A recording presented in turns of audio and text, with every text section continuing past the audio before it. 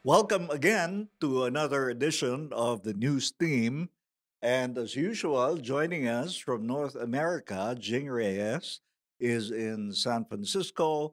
Henry Umaga Diaz is in Vancouver. Chari Villa is in Lipa City. Nasa farm niya si Chari Villa in her villa. Danny Buenafe, of course, in the studio. I'm Jing Magsaysay. Joining us for the first time, hopefully not the last, is Pal Marquez. And today we're talking about a day in the life of a newsroom. Importante to kasi madaming nag-attempt maging journalist na hindi naman nila alam kung paano ginagawa ang news. So pag-uusapan namin today. And Pal was an integral part of the newsroom dahil siya yung nagmamando ng newsroom. He was the desk editor in the old newsroom. So ibig sabihin nun, siya yung nagpapatakbo ng newsroom. So Pal, tell us, before ABS-CBN, what did you do? How did you join ABS? Sige, yun muna. Okay. Nag-start ako sa Zamboanga, taga Zamboanga ako. Doon, nagradyo. Ang unang trabaho ko nga doon, magdikit ng egg tray sa booth. Yun. And then, tinuruan ako kung paano magsulat ni Bing Puno, one of the respected editors sa Zamboanga. Nag-TV din ako, tapos nag-print. Then my friends, yung the late Sammy Santos at saka si Gino Espanyo decided to come over to Manila. Si Sammy joined the Manila Chronicle. Si Gino, photographer ng Manila Times. Sabi ko, gusto ko din. So, 1987? Tama ba? More or less. During the revolution, pumunta na sila. After the revolution. So ako mga late 1987, pumunta na ako dito, tried to familiarize myself kasi hindi ko talaga alam yung Metro Manila. So about March of 1988, sabi ko, hanapin ko na yung ABS, may dala akong application. So first time, nag-jeep na ako kasi nakatira ako sa Dark Paco. Lumampas, basta ang jeep, dumating na ng SM. North SM? North EDSA. Hindi ko makakita, saan kaya yung ABS dito? So anyway, bumalik na lang. Sabi ko, bukas na lang. Tapos nakita ko may tower. Sabi ko, ayun, babalikan ko bukas. So, kinabukasan, nag-jeep ako ulit, bumaba ako sa may Delta, nilakad ko na lang para sigurado. Layo nun. Delta? Oh. Kasi kumakaliwa yung jeep eh. So, hindi ko naman alam, sasakay ba ako ulit? Sabi ko para sigurado, kita ko na yun ABS. So, pagdating ko doon, humarap sa akin si Tina Luz. Sa akin yung manager doon. Sabi ko, kailangan namin ng desk editor. Okay ba sa'yo? Sabi ko, okay, pero hindi ko alam ano kaya ang trabaho ng desk editor. Kasi sa Zamboanga, ikaw na mag-news gather, ikaw na din magsulat, ikaw na yung format sa rundown, kami na din nag-news. Tapos yung cameraman ko, siya na din yung nag-edit. Yung studio cameraman, siya na din nag-TTD. So, sabi ko, saan kaya sa ginagawa ko ay yung trabaho ng desk editor? So, after about 3 weeks, may tumawag na report na daw. So, report na ako. Ang shift ko yung panggabi, 4 p.m. to 12 midnight. Si Dodi Alba ang tumulong sa akin. And siguro mga 2 buwan hindi ako makatulog halos kasi kinakabahan ako. Baka malusutan ako paano ang mangyayari. Na-overwhelm ako malaking responsibility. Wala naman nangyari. I think the first 3 months, wala nangyayari. 88, hindi pa masyado, hindi ba? But towards 1989, dyan nag-uumpisa yung coup attempts. Culminating nung December. Yung pinakahuli. Tapos, sunod-sunod yung mga political at saka yung mga sunod-sunod yung disasters nung panahon ni Cory. So, it was a good time to be a journalist. Kung like me, sabi ko nga iba yung kultura sa ABS-CBN. Dahil whatever transpired during that tumultuous time ni Cory help you improve on your craft. Tama. At saka, Tama. kung paano mo gawa ng paraan yung mga problema. Kasi if you compare yung newsroom ngayon, iba parang ano na di ba? Yung facilities, na sila lahat at saka nung unang panahon, baka sabihin mo, ay kulang yung gamit. Pero at that time, hindi natin inisip na kulang yung gamit eh. Kasi trailblazing ang ABS eh. Di ba? Una tayo nag-Betacam. Those things. Malaki ang difference if you, parang pakiramdam ko, parang lumaki ako sa ABS. I was about 27 or 28 when I started. So makikita mo ang pagkaiba is yung kultura sa ABS. And I think that helped me a lot also after 17 years. Yung nag-offer ng special retirement, pakiramdam ko nun, saan pa ako pupunta after ABS? Parang, dead end. No? But looking back, ABS-CBN helped me prepare for the future ng career ko and also in life. Kasi tolerant sila sa mga, alam mo yung mga pagkapilyo natin. Pilyo? Tagalog ba yun? May mga transgressions na nangyayari noon sa ABS. Parang pinariringgan mo ko ah. Ako yung hindi. Ako, guilty ka lang siya. Sinasabi ko yung ako. Tolerant yung ABS eh. So, parang it allowed you to grow as a person. Kasi, ang ibig mo sabihin kasi parang sometimes we failed and made mistakes, but ABS allowed us to recover, no? And learn and improve and be better. Lahat tayo nakaranas ng ganun eh. And because we were coming from a revolution na hindi pa defined yung industry at that time, dahil before the revolution luma pa and dahil under martial law wala naman press freedom, no? So biglang nagkaroon ng press freedom and a lot of people didn't know what to do with the freedom, no? Tapos yung technology nagbabago pa at the time. So pero tayo lagi nauuna in terms of advanced technology. So yung sinasabi ni Jing na pinabayaan tayo, I think it was also the trust in the group from management, no? Kaya to a certain extent pinabayaan tayo, no? And because a lot was happening at the time, hindi din alam ng karamihan kung how to treat the events. Isipin mo, kudeta, sino magkakaisip nung kakaroon ng siyam na kudeta, di ba? There were never any kudetas in the Philippines before. Pero I remember Jing Mag, si Tal, if he didn't know what he was doing as a desk editor, wow, Jing Mag, Tal really did a good job making sense of what was going on out there. Kasi he was our anchor. When we were out in the field, we would call Pal. And Pal was ever so calm and strategic. Ako, I'd lose it eh. Minsan sabihin ko, Pal, naiwan na ako ng eroplano. Anong gagawin ko? Sabihin ni Pal, bakit ka naiwan?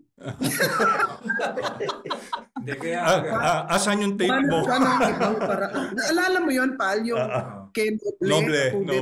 Yeah. Oo, sabi niya. Noble.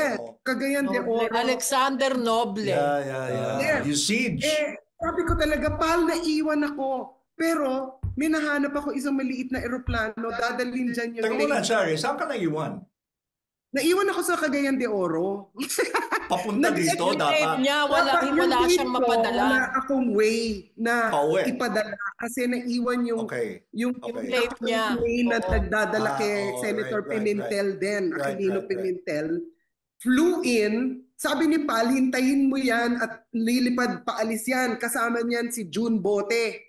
Si Bautista, June Bautista. June Bautista, 7. Oo, si June Bautista. Nakaalis yung eroplano nila Pimentel. Sabi niya, bakit di mo sinakay doon? Buti na lang meron akong inaabangan na isa pang maliit na eroplano, diretsong Manila kasi si Pimentel pala, titigil pa ng General Santos. Sabi ko, Pal, we did it! Nilagay ko sa isang maliit na eroplano. Actually, yung story dyan nga, yung paano tayo nakarating ng Cagayan de Oro. At that time, sarado yung airports eh. That's right. Oo. Naalala So, ko.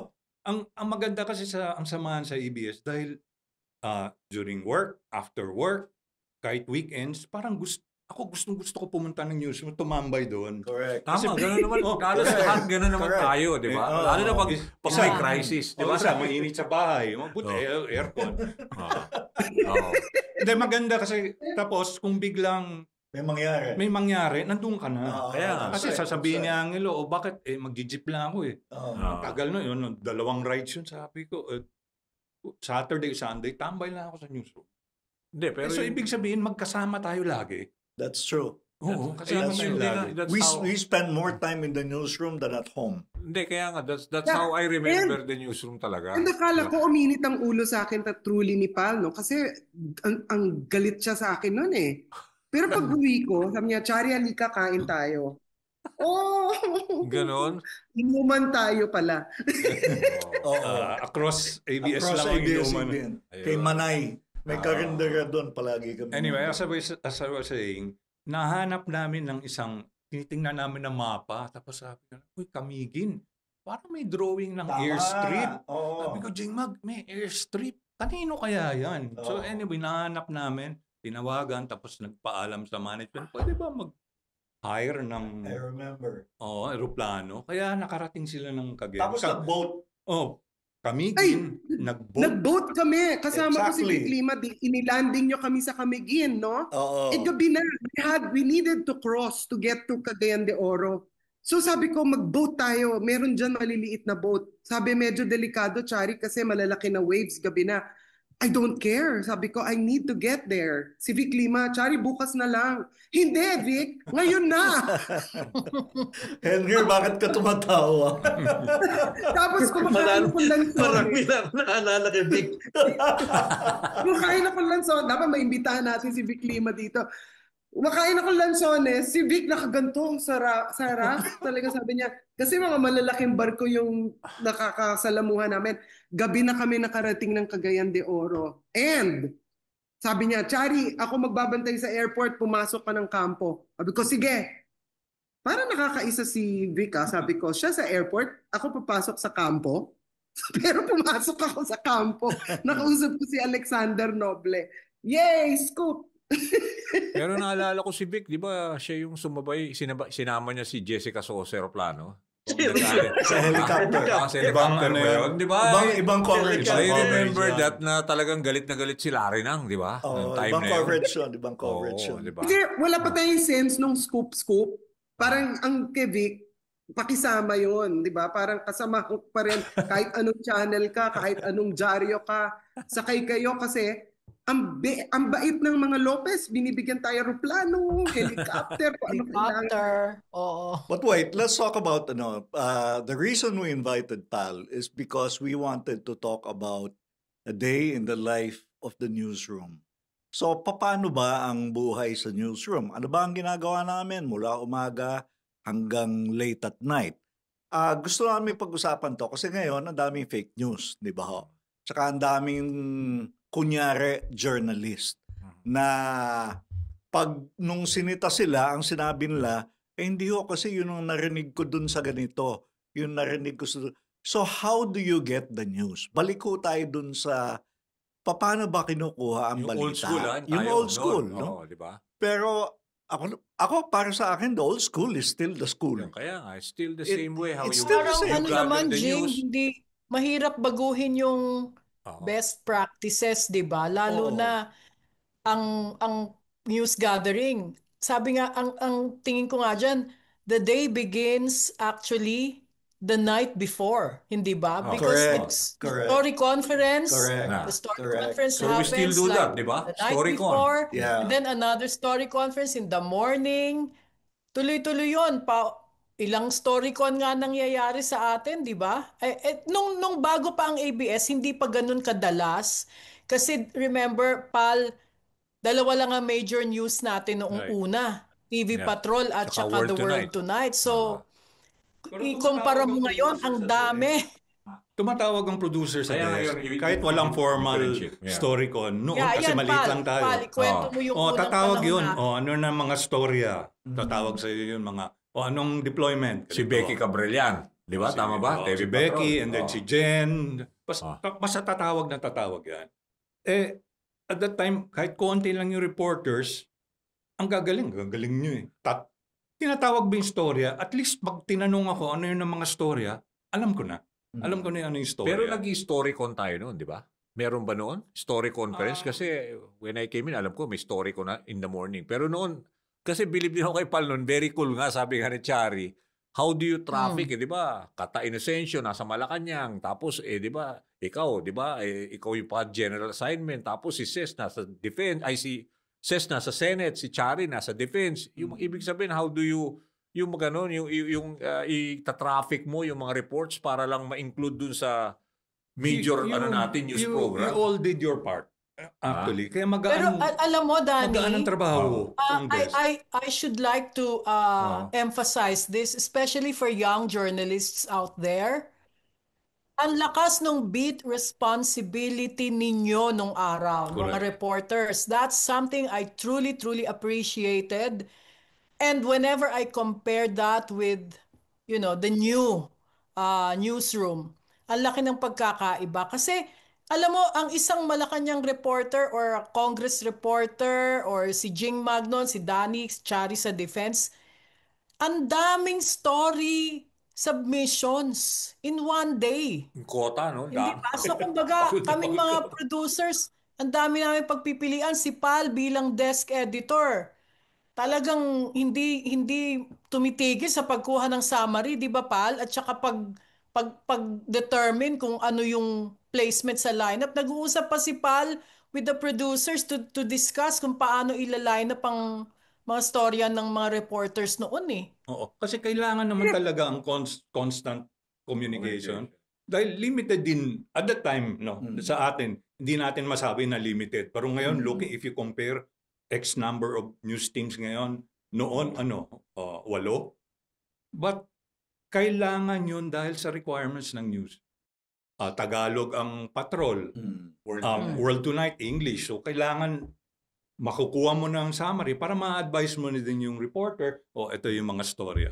Noon din kasi, napansin ko ngayon, yung may rumor lang, sasabihin, i-report yun as news na may rumor.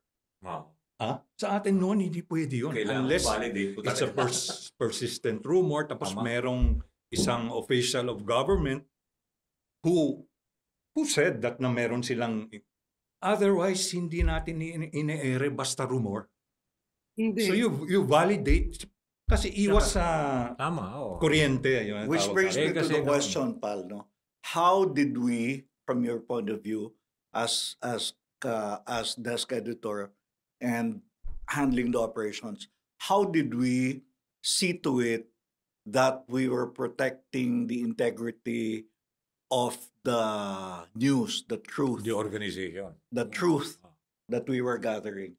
Paano natin sinisiguro na yung umi-ere sa newscast natin everyday, accurate, and totoo? Kasi may tape naman. Nakuha mo ba yung SOT niyan? Sinasabi nito? Meron. Kung wala, I was always asking for proof. Sino nagsabi niyan? May tawag dyan? Attribution. May attribution lagi. Sino nagsabi yan? Yun lang yung protection ko din. Kundi yari din ako kung kay Becky at saka kay Butch. Siyempre, kay accountable Angelo, ka rin. Yung ngayon, napaka-importante yung element of accountability. Di ba ngayon? Kasi ngayon, sino-sino na lang ang naggagawa ng storya without even validating. Kaya nang sinabi ni Jing, hindi naman nagbago eh. It all boils down to good journalism. Yun lang yun. Sino yung source mo? May tanong kasi ko what is good journalism? Kasi ngayon, ibang-iba na nga no? Kaysa nung dati. Parang ngayon, nakikita ko, interviewin isa, ang report ng reporter, etong sinabi ni Vice President, etong sinabi ng Pangulo, yun na. Pero para yung experience mo, yung ang daming reporters na magaling, no? So, ano ba yung good journalism dapat ngayon? Yung sourcing, actually. Sourcing, and then Mm. you follow yung procedures of verifying the content. Yeah. You get both sides. Kasi television din tayo. As television news, dapat, okay, may istorya ka. Anong video natin? Kasi noon, TV titirahin ako ni Nabay. Anong video mo? So, papakuha na ako. Kuha ka muna ng pasad. So parang nagiging basic na, okay, pag makikita mo pag start ng video nila, fasad, yung basic shots. Kasi TV Malaking nga bagay. napaka-importante na. Basically, it's good journalism. Make sure verified yung storya mo, tama yung angulo, and it also what leads to that is careful planning. Yung hindi naman structured talaga yung planning natin. No? But we start, as Jing said, it starts the night before. Gagawa ka muna ng initial coverage plan. And that overnight, magbabago yan eh. Yeah. So kami tatlo lang kami desk editor, si Dodi Alba, si Sara Mirandilla. Di ba? malaking tulong sa akin. Desk assistant namin, desk coordinator namin. Kelly Ramos. Si Renny Ranin. Mary Ranin. Mary, naabutan overnight pa. desk yun. Tapos siya na din magsusulat ng scripts ng police report. So wala nang problema. Actually, sa kanya nga akong kumukuha ng summary sa umaga dahil tinitira na kaagad, sinusulat na ni Ranyin yun. Galing. So paglabas ng mga reporters in the morning, meron na silang assignments kaagad, expected stories for the day. Correct. And that's what they're... Ikaw na nagbibigay nun, di ba? Initial. Story. At saka yung mga reporters Tapos sila rin din, nagko-contribute mga reporters na, din ito, sasabihin, paano, ito yung mga coverage ngayon. So titingnan ko May committee kung hearings. ano yung gusto ng production at saka ano yung meron na tayo. Kasi meron expectation, okay, project, possible top stories bukas. But it changes overnight. So Yes. pagtawag ni Becky o ni Jen, sabihin ko na, okay, ito na yung bago. Papalitan, yun na magiging top story. So Kasi noon, it was more reporter-driven yung editorial agenda. Kasi nanggagaling nga sa mga kasi although may scheduled press con si President Aquino, scheduled press con si Defense Secretary Fidel Ramos, nakaschedule yon, no? Pero hindi yun storya. Maggagaling pa rin sa amin as reporters, ano yung magiging storya for the day. So often, malalaman mo kung ano yung magde-deliver na storya from us, di ba? So nababago parati yung line-up, nababago kasi sasabihin namin, hindi, malaki to. Itatawag na namin. And kami as beat reporters, may responsibility kami na hindi kami dapat mabutasan. Pag naunahan kami ng competition, iskupan. Patay. Kaya kailangan, minsan natutulog talaga ako sa Camp Aguinaldo pag may rumored coup. Hindi ko naman sasabihin agad sa inyo na may rumored coup, ha. Pero tulugan na kami, mga defense reporters, andun na kami sa talagang trying to feel kung meron nga or wala. So ganun noon, yung ownership mo ng beat mo, matindi. Pati dapat master ka ng beat mo. Dapat kilala mo yung mga sources mo. Ikaw ang tatawagan. Ganun katindi ang competition on ground, sa beat pa lang. Yes. What Chari is saying is very important. No, I'd like to emphasize that kasi yung sinasabi ni Chari na ownership of the beat sa mga reporters, that was a very serious thing, no? Like si Chari, madalas yan matutulog sa kampo kasama nila Manny Mogaton, nila and Gloria. Kaya nga kami nagiging magkaibigan dahil hinihintay nila yung mangyayari. And I remember even after writing my stories for Patrol and The World Tonight, kunyari may caucus ang political party somewhere that night, pupuntahan ko din yung mga caucus. Nakaupo lang ako sa caucus. Nakikinig lang ako. Sometimes kahit bawal sa media, But because I was close to my sources, papayagan lang ako. Pero sabihin lang sa akin, manood ka lang, Jing. And off the record lahat to. Parang ano yun. So I would... You have to earn the trust ng di ba? Siyempre. You have to Alam earn mo, the bilib trust. ako nun sa lalim ng sources ninyo. Kasi as a producer, I became a producer sometime in the 90s, no? Mid-90s, EP ng World Tonight din. Nagugulat ako kasi normally may gusto akong storya para iba sa TV Patrol, di ba? For the World Tonight. And then I would say, Chari, ganitong gusto kong angulo for World Tonight para iba sa Patrol. Or Henry, ganito yung angulo namin, or ito yung approach natin sa storya mo for tonight. And then you will surprise me kasi may bonus pa, hindi lang higit pa dun sa hiningi ko yung isasubmit sa akin. Alam mo yung level of expertise na nade-develop because talagang you become seasoned enough and your sources trusted you enough to Yes. really, to really help you get the stories that you wanted. Oh, can you imagine The this? Malalim. Pati, oo, Can you malalim. imagine this? Kunyari, the original reporters, Danny, me, Chari, Ses, Henry, kasi sa international news organizations, yung mga reporters can be reporters up to their 70s, di ba? Yes. Now, can you Oh, yeah. imagine if tayong lahat were still reporters for ABS-CBN News? Can you imagine the network we would have today?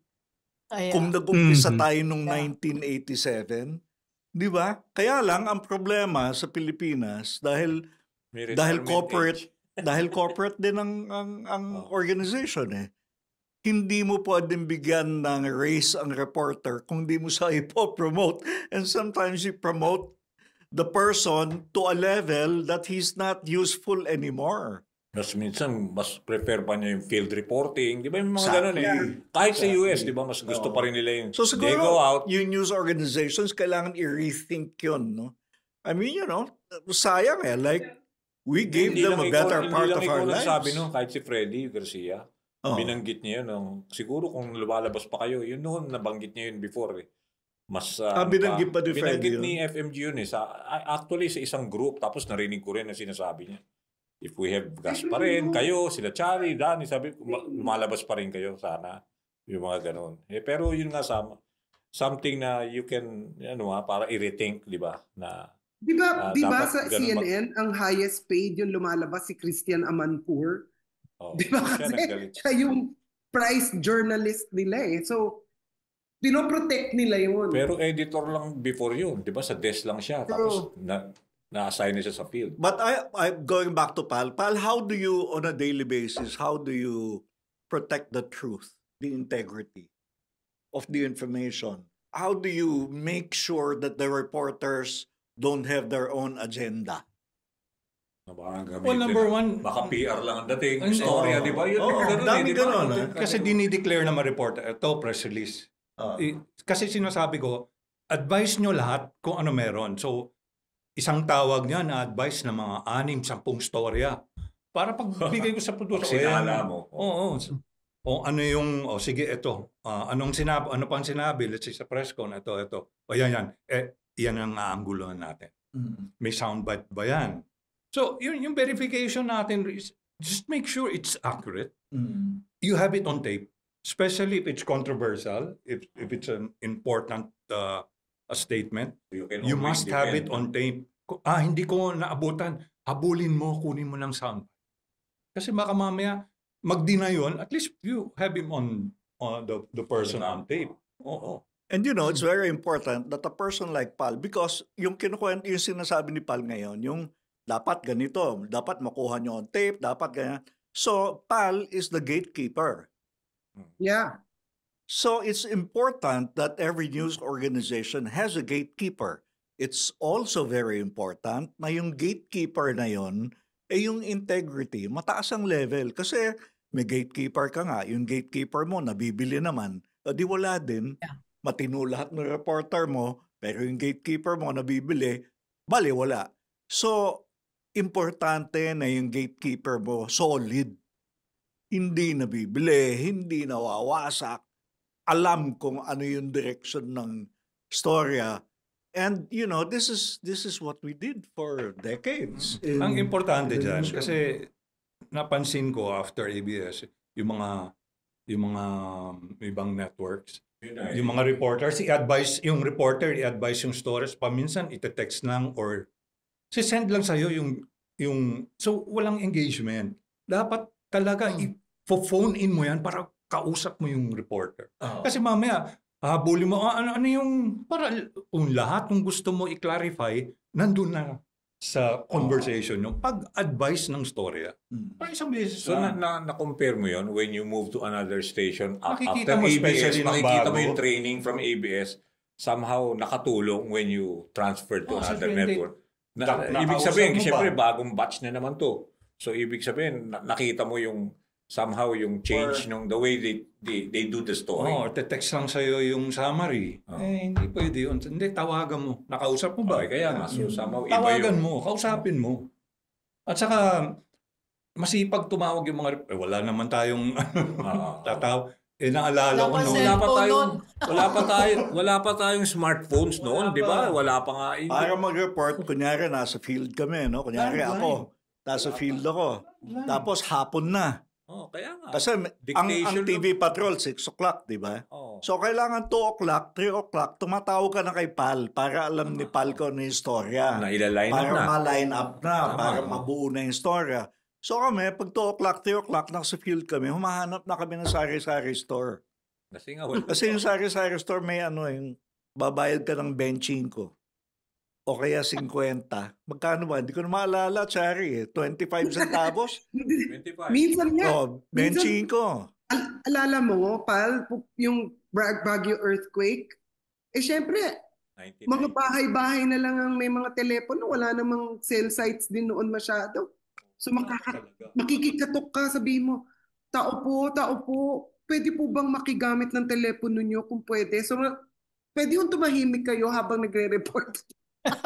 Alam mo, pinaka highlight ng buhay ng reporter nung araw, before the age of cellphone, yung itawag sa newsroom yung story.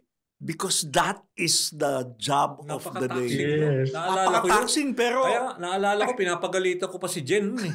Jen Reyes, sabi ko, the president said, di ba, period, gano'n. Tapos sabi niya, sandali.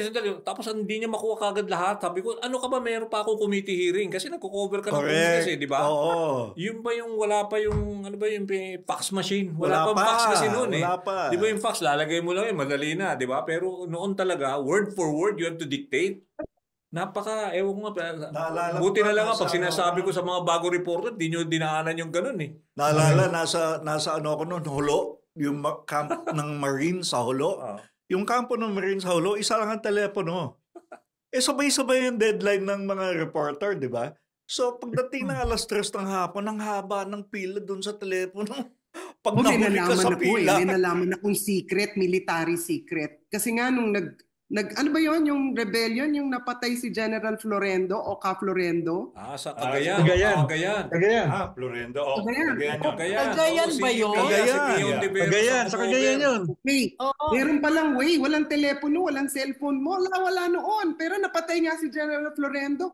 Pasok ako sa office ni Colonel, sino ba yun? Abadilla, tiningnan ko yung military phone, inangat kong gano'n. Dial 0 ko, Camp Aguinaldo pala yan. Sabi ko, pwede makiusap, pwede pakidial tong 9241599 ABS-CBN travel line. So pwede ka pala makigamit sa military phone para i-connect ka sa so nagre-report ako via military phone. So kinalat ko yun sa mga defense reporters, kaya naman mo, sabi ko, pwede natin gamitin yung military phone para hindi tayo nagpipilakan. Secret yun, secret. Yun ang pinakamahirap yung kailangan maghanap ka. Nung nasa Mindanao, nagko-cover din ako sa Mindanao. Kailangan talaga 2:00 maghahanap ka na doon ng telepono. Actually, mas mahabang oras pa yung paghahanap ng telepono kaysa doon sa coverage mo sa gere. Sigara, naghahanap ka ng At saka walang satellite noon. Dati may palipad na ng Philippine Airlines. Pumunta ako sa runway. Sabi ko, stop! Kailangan pa kayong Betacam ko. Yung December ko attempt, di ba? Meron tayong, sino to? Si Kabaluna. Yung Courier. Courier. Oh. Kabaluna. Si Kabaluna Parang yun. si Kabaluna. Melchor, si Wait, Melchor. ito si Kabaluna. Si Melchor. Kukunin yung tape, isasalpak yung raw. Tapos i-annotate mo. Di ba ganun? A-annotate ng mga reporters. Ganun yung ginagawa I natin. know. Ang tagal nating style yan. Mula kudeta hanggang Pinatubo eruption, earthquake. Yun, dadalhin yung video. Kasi ako noon na-PA ako noon nung early 90s, di ba? Pipreviewin ko yung video, tapos sasabihin ko, eto, ipi-playback man namin, ipi-play lang, tapos Annotate. tatawagan kayo sa phone nung anchor and Tapos, you annotate the ayun. whole thing. Sige, punta ka sa telepono, yung bahay na may TV. Manood ka. Pag inera yung i-roll mo yung tape, i-annotate Ang mo. dami kong ginawang ganun. Si Tata Rolly si Tata Rolly nagdidirect. Di ba? Kami ni Jing Mag, bumabalik tayo, pal, from Pinatubo. Tapos sinalpak na lang yung tape ni Angelo, di ba? Plinayback.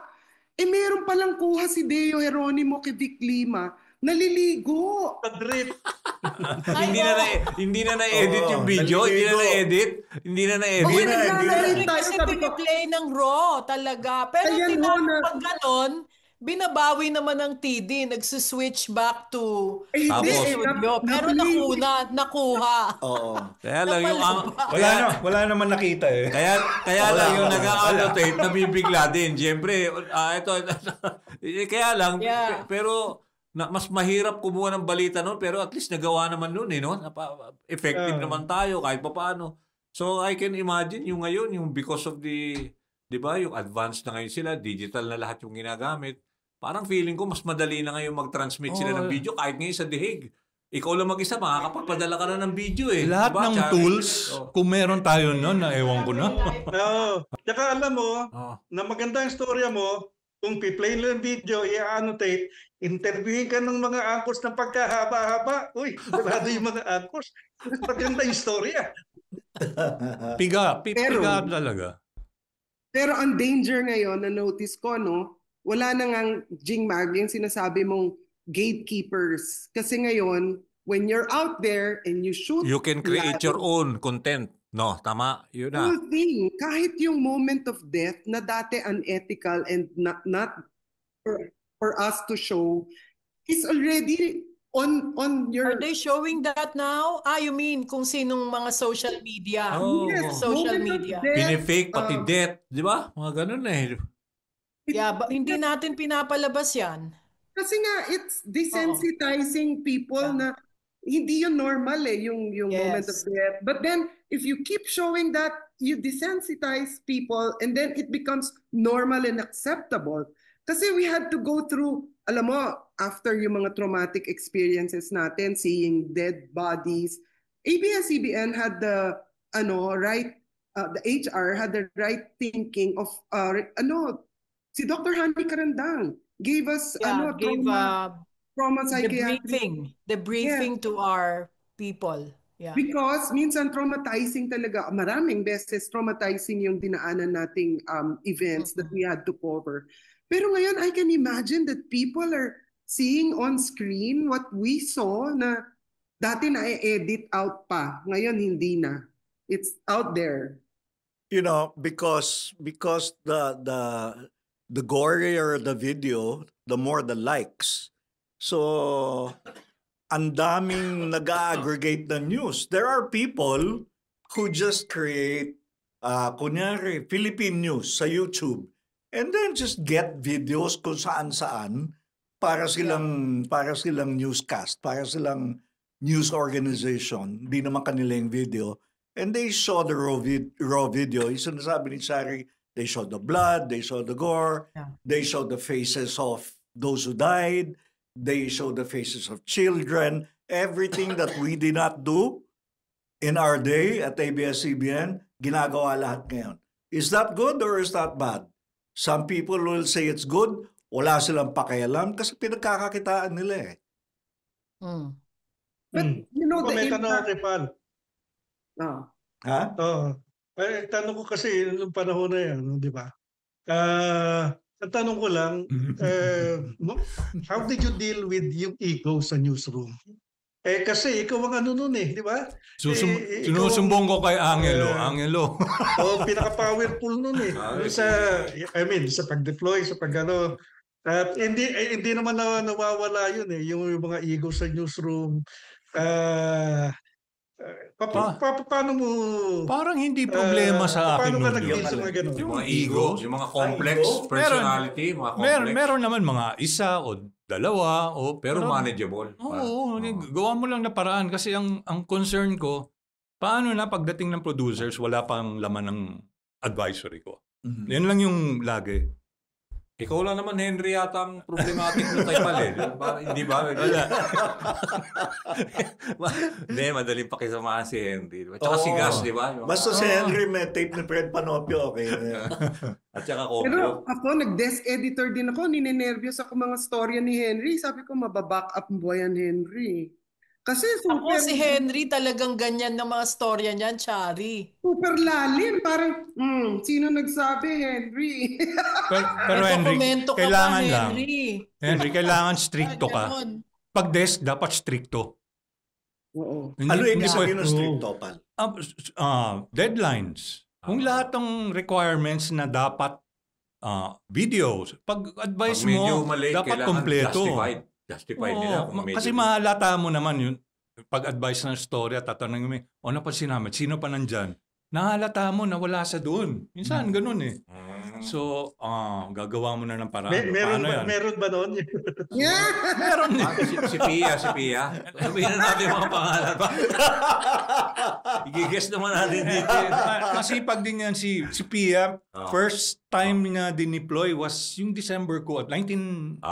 Active siya sa mga 89. Nag-deliver siya. Oo, kasama niya si Lito Layola. Yun yung crew niya. Naalala ko yun noon Si Lito tinatawagan ko. Lito. Bago lang siya, no? Musta na si Pia?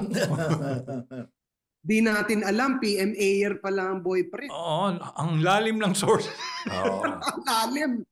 Jing, I'd like to ask you as an executive producer of both TV Patrol and The World Tonight, how did you make editorial decisions in terms of what story goes first and what stories are important?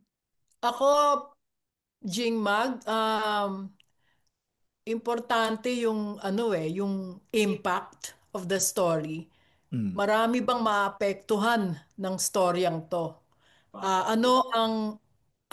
What does this mean for the nation in terms of policy? And what does this mean for the people, the public, in terms of services to them? No? Yun yung palagi kong gustong yardstick. Of course, we know that there are certain stories that are naturally big or major, like disasters, di ba? Yeah. Public service journalism, priority natin palagi yan, lalo na kung maraming taong naaapektuhan. And then, of course, in terms of policy making, in terms of our political life, di ba? Marami ding mga mahahalagang storya. But there's a difference between a show like TV Patrol and a show like The World Tonight or any other show for that matter. Kasi TV Patrol is a different animal hindi ba? May ratings pressure. So kailangan may maganda kang video na pupukaw sa interes ng mga manonood. Kailangan may powerful and compelling story that you banner, no? So kasama yun sa decision making. Yun lang ang maganda sa programa kapag hindi TV Patrol, hindi ganun kalakas hindi yung pressure na mag-rate na mataas ang rating mo or masustain mo yung audience flow. Because when your show is on prime time, you're not only responsible for your show. Sisisihin ka ng entertainment pag mababa din yung ratings nila. Kasi hindi mo na ibigay yung audience na dapat i-carry over naipasa. mo sa prime time. Right. That is the reason. That is the reason that TV Patrol is, oftentimes accused of pandering to the mob, no, of pandering to the Masa. audience, to the least common denominator. And I think yes, we were guilty of that before, and we are still guilty of that today because it's the pressure to attract the mass audience. But now, hindi ko alam kung may mass audience pa nga masasabi kasi ang laki na ng pinagbago ng media landscape, di ba? Tama. So, I think there should be meaningful change also in the editorial decision making in the primetime newscasts. Kasi ang mga viewers ngayon, ang audience, nakukuha na nila lahat ng balitang interesting or entertaining or infotainment, nakukuha na nila lahat sa social media. So, yun yung nakikita kong trend at yun yung pinag-umpisahan at eto na ngayon ang state of the news programs. Hindi, ito, at tanong ko lang kay Pal, nandito na rin, bilang time na yun na assignment editor ka, how do you handle yung mga, let's say may mga pressures from mga big boss, Yan. na meron stories na gusto nilang mailabas. Siyempre, hindi nila padadaanin sa reporter. Sabi nila, pwede ba Pal, gawin mo ng paraan na i-cover ni ganito. Meron siyempre mga pressures na gano'n or PR stories that they wanted na mailabas. May mga gano'n ka-experience. But then I can also ask Jing Reyes, siyempre siya ang producer. During my time sa ABS, wala namang pressure. ang pinakamataas na boss na tumawag sa akin, hindi humingi ng story. Tinanong ako, si Attorney Jake Lopez, sabi niya. Pero hindi nag-impose. Nagtanong, kailangan nyo ng helicopter? Gano'n. Pero supportive naman. Support lagi. Wala naman. ABS kasi yung, alam mo, is being handled by real media owners. Sanay sa media. Kaya, hindi kagaya ng ngayon, makikita mo yung owners of stations are politicians or big businessmen. Correct. Na hindi alam very kung good paano point. i-handle yung media. So, Pero yung panahon ko na TV Patrol producer, Marimar yung kalabang ko Marimar. Kalaban natin. Naging popular. Natalo tayo ng Marimar noon, di ba? Oo. Matindi ang pressure noon mula kay Nick Gabunada. na anong gagawin mo? na? Ano? Si Nick ang tinatawagan ka, Chari. Research and sales. Research. Sabi niya sa akin, Chari, wala ka bang magandang storya pantapat sa Marimar? Kaya doon din nauso yung, sige, paupuin natin yung kapatid ni Robin Padilla dyan sa panel. Di ba, may anchors tayo, Frank? Star News. Holly. Pinaalis ko si Tintin. Sabi ko, Tintin, tumayo ka muna. Umalis ka. Uupuin ko dyan yung kapatid ni Robin Padilla dahil merong army silang ginagawa scandal. Or All Nations. Iyak nang iyak si Tintin dun pala sa tabi. Kasi sabi ko, tayo ka muna. Hindi ka kailangan. So, matindi din ang pressure, Jing Reyes sa TV Patrol noon. I know. Para ang pressure sa TV Patrol hanggang ngayon ay hindi nagbabago. You have to get the audience, you have to capture the audience, you have to rate, and you have to earn. And again, this is also true for our podcasts. Itong mga podcasts natin, pinag-uusapan natin, how will we create content? Hindi, kaya nga, ikaw, Jing, tinatawagan ka sa taas, pwede ba natin pasok istorya na to? Wag na nating, alam mo, in my more than 3 decades in ABS, naramdaman ko lang ang pressure at mga tawag nung panahon ni Duterte na. Yun talaga no? Because he was really, his administration, his allies were really against anything critical. Even the line of questioning they would complain about anchors. Di ko nababanggitin yung mga pangalan, but the politicians were pressuring our bosses to rein in the news people. So, galit sila pag matapang magtanong, kapag nagtanong ng hindi nila gusto, magsusumbong sila sa mga boss, no? And syempre, because at that time, our franchise was on the line, talagang madalas ang meeting. Sabihin na lang nating mga meeting.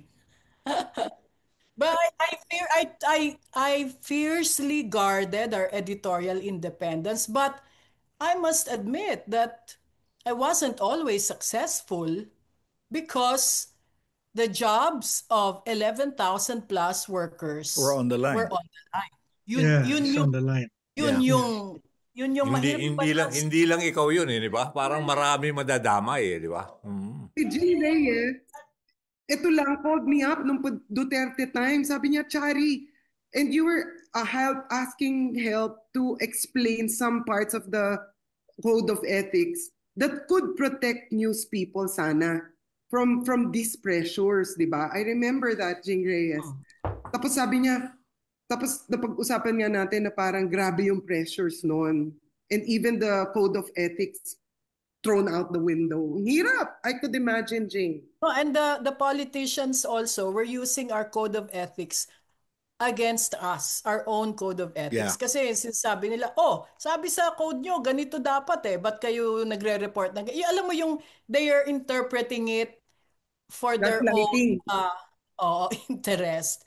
And in their own kumbaga, iba yung lente nila, di ba? Para i-interpret yung ibig sabihin ng code of ethics natin. So, Mahirap lang ngayon. Yung panahon na yun, iba. Mahirap lang ngayon. Jing, parang may hangover. Well, wala na tayo doon, Henry, hindi na natin alam. Yung producer-director natin, si Cara Jose, sabi mag-wrap up na tayo. Would you believe mag-1 hour na tayo? Ang bilis ng panahon. But last question. Last question. May tanong pa ako kay Pal sige, ikaw na lang magtanong, Henry. Last question to Pal from Henry. Memorable moments. Yung lumabas tayo ng gabi na malapit sa ABS, kasama ka, yun. Nanalasing si Teka muna, ano nangyari? Kasi naalala ko, Pal. Yeah. Remember when we covered, medyo malapit sa current events in the Philippines. Remember when we covered wall to wall the impeachment trial of Joseph Estrada, and you were my field producer in the Senate. Wow. Si Pal ang inasahan kong mag-operations and field producer, head siya doon sa mga live tracks natin sa Senado, and I was the EP in the studio. One for the books. Kasi may Channel 2 requirements yung kay Jing. ANC humihingi din. DCMM meron sila sarili nila. Yeah, memorable moments yung first few years ko sa ABS. Yung sa desk, yun talaga. RNG was, enjoyed din ako. Pero first few years, dahil ang daming nangyayari. Parang wala nang panahon umuwi. Yung mga crisis, sunod-sunod na. 1 decade yun. That was 1 decade. Sabi ko nga, yun yung glorious series na in Philippine journalism. Kaya nga, guys, hindi dapat guest si Pal. Dapat tama. Papapal ulit. Dahil marami kang kwento. Dapat mainstay na to. Oo. Huwag ka na umuwi. Diyan ka na lang. But, Pal is one of the OGs, sabi nga nila. Yes. Of, alam mo, Jing Mag, marami sa ating mga OGs, yung hindi talaga nakita sa TV, but they were so integral to the way we covered news, and they were a very major part of our success. Critical na sa newsroom, sentro pa namin sa basketball. So, magaling pa yan. Nanalo pa yan sa Bibato dahil sa kanya. Salamat, Pal. Pal, ikaw talaga yung calm, cool, okay, so Pal is going to be a main fixture of this podcast from now on. Yay! Calm, cool, collected, and pogi. Okay. And basta maaga yung pag sinabi ko, dapat may call time. Tsaka sa oras tayo. Tsaka dapat flexible Okay. Again, another episode. Ganun-ganun lang. Ay! Oo nga pala. I-promote. Teka muna. Yeah. May merch na tayo. May merch na kami. Yeah. Look. If The you news want to- team. If you want to get An egg. Anong tawag dito, Kay Jose? egg mug. Egg. Egg mug. Egg. Oh, yung sa akin, Jing mug. Okay. Yung egg mug or the One-to-one. news The team regular. mug, ceramic mug. So how much? Kano? If magkano nga ba? Kaya say how much? Anyway, just If drop you- us a message on YouTube If you're or interested. on Facebook if you're interested. And don't forget to like, share, and subscribe. Salamat po. So, Henry Umaga Diaz in Canada, Jing Reyes in San Francisco, Chari Villa in Lipa on her farm. Danny, of course, in the studio, Danny Buenafe. And Pal Marquez, who's Thank going you to for be here having from me. now on. So, I'm Jing Magsaysay. Salamat po. Sa susunod po. Salamat. Thank you. Next time again. Bye.